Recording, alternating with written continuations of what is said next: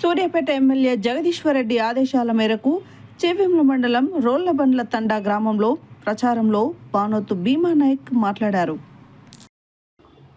Suryapet MLA Jagadeeswar Reddy ఆదేశాల మేరకు చేవెంల మండలం రోళ్లబండ్ల తండా గ్రామంలో ప్రచారంలో బానోతు భీమానాయక్ మాట్లాడుతూ, గతంలో బీఆర్ఎస్ పాలనలోనే అభివృద్ధి జరిగినది. ఇప్పుడు మాకు అవకాశం ఇచ్చారు. మేము గ్రామంలో ప్రజలకు అందుబాటులో ఉండి గ్రామంలో ఉన్న సమస్యలన్నీ మిగిలిన పనులు కూడా చేస్తామని హామీ ఇచ్చారు. ప్రజాసేవ, ఆదర్శ గ్రామం అభివృద్ధే మా లక్ష్యమన్నారు. ప్రభుత్వ సంక్షేమ పథకాలను, సీసీ రోడ్లు, డ్రైనేజీ, ఇందిరమ్మ ఇళ్లు, వీధి లైట్లు, గ్రామ సమస్యలు మా వంతు ప్రయత్నం. గ్రామ సర్పంచ్గా నన్ను గెలిపిస్తే గ్రామ సమస్యల కోసం నిరంతరం పాటుపడతానని, సేవలో ముందుంటామన్నారు. గ్రామంలో అనేక సమస్యలు ఉన్నాయని, తమను గెలిపిస్తే గ్రామాభివృద్ధికి చేస్తామని, ప్రజలకు ఏ విధమైనటువంటి అవసరాలు ఉన్నాయో వాటన్నిటిని కూడా తీరుస్తామన్నారు.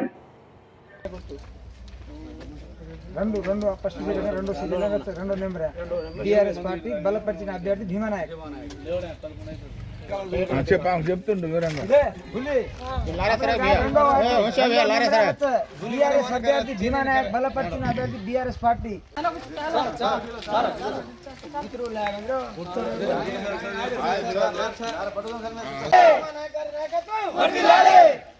జగదీశ్వరరెడ్డి గారి నాయకత్వం, జగదీశ్వరరెడ్డి గారి నాయకత్వం, కేసీఆర్ గారి నాయకత్వం, కేసీఆర్ గారి నాయకత్వం. రమ్మను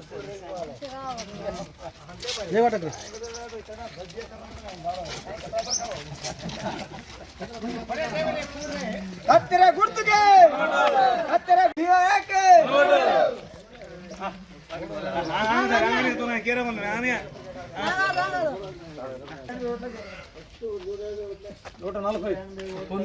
ఉమ్మడి ఆంధ్రప్రదేశ్ మన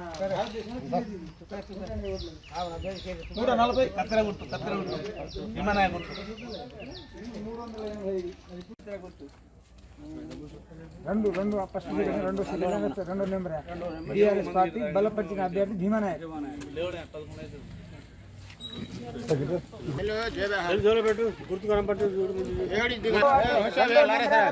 బీఆర్ఎస్ అభ్యర్థి భీమానాయక్ బలపరిచిన అభ్యర్థి బీఆర్ఎస్ పార్టీ. ఇది బానోతు భీమానాయక్, కత్తెర గుర్తు.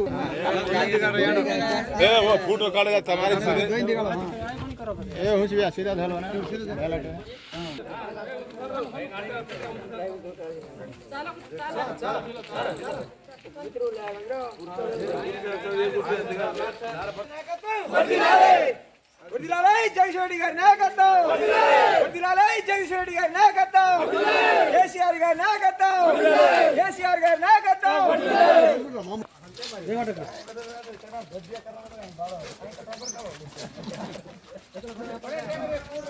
కత్తెర గుర్తుకే, కత్తెర గుర్తుకే. వదిలాలై జగదీశ్వరరెడ్డి గారి నాయకత్వం, వదిలాలై జగదీశ్వరరెడ్డి గారి నాయకత్వం, కత్తెర గుర్తుకే. 140 కత్తెర గుర్తు, కత్తెర గుర్తు, భీమానాయక్ గుర్తు.